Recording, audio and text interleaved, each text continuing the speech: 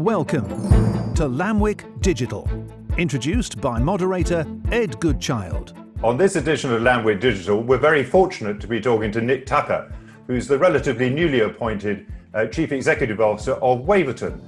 Waverton have been great supporters of the Lamwyk community, and therefore it's a great pleasure to hear Nick's insights as to what he's been doing in his new role.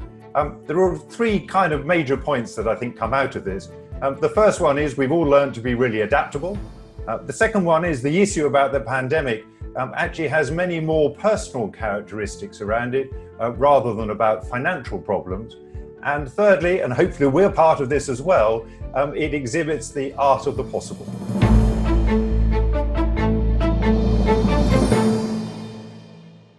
Well, I think the first lesson I learned is what an amazing team I've inherited. Whether you take it from the tech side, who have taken us from a standing start of being 100% working from the office within 3 weeks, 100% working from home. So that's been sensational. I was lucky enough that our head of tech put in Microsoft Teams back in January. But also what I'd call the can-do attitude of the team has been fantastic, because it would have been very easy to throw up one's hands and say, we just can't possibly do it. But they've been amazing and amazingly adaptable. And I think that's one of the biggest lessons for everyone, is how adaptable, and it's not just Waverton, from what I hear talking to friends at other places, how you can go to make such a huge transition seamlessly is amazing. I think the other big lesson is around communication. When you're in the office, internal communication is almost natural. So we've had to really make a big effort to up the ante in terms of communication, both internally, but also with clients, because at times like this, it's essential that you remain extremely engaged with clients, which is obvious. So that's something we've spent a lot of time making sure we do.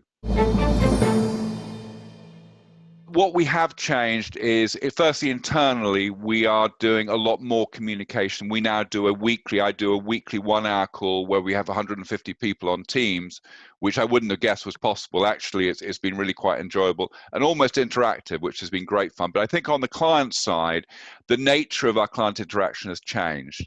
Now, when we call a client, really the majority of the conversation is about the client, their family, their children, how the children are surviving, any elderly relatives, how that interaction is going, and also then obviously if the client owns a business, how the business is faring through these issues. And one of the things we've done is provided some help in terms of the various different governance schemes that there are available. And really, it's only once one's done all of that, because really this is a human crisis, not a financial crisis. We then get onto the portfolio, and we've been lucky because our performance has been relatively strong. That conversation has been quite easy, and frankly, has been secondary to the major conversation about how the crisis is impacting our clients individually. Great question, and it's been fascinating for me relatively early on in the piece, being able to just watch how the investment teams have handled it. And I think, firstly, from a client perspective, exactly as you say, the message is really, look, stick with the course. Now isn't the time for knee-jerk reactions. So that's sort of message from the client.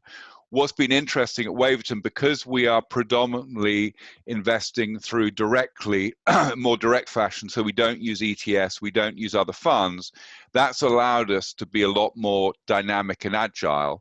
And there are three ways we've done that. Firstly, we use a protection strategy, which fortunately we went in, dialed up. As the crisis ensued, we were able to dial that down. That made a significant difference. Secondly, as it relates to fixed income, we've been long duration in fixed income, so that's been a big protecting factor. And thirdly, and most importantly, because of the nature of the companies we buy, we look to focus on companies with significant free cash flow and with growth prospects. Those are the sort of companies that we can feel confident will come out of the crisis the other side.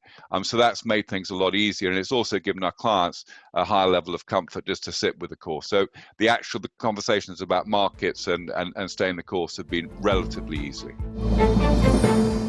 Thank you very much indeed, Nick, for your insights. Really helpful and useful, and of course, interesting. We have a whole series of future speakers lined up, and we hope you're going to be able to join us to listen to those too. Thank you very much indeed.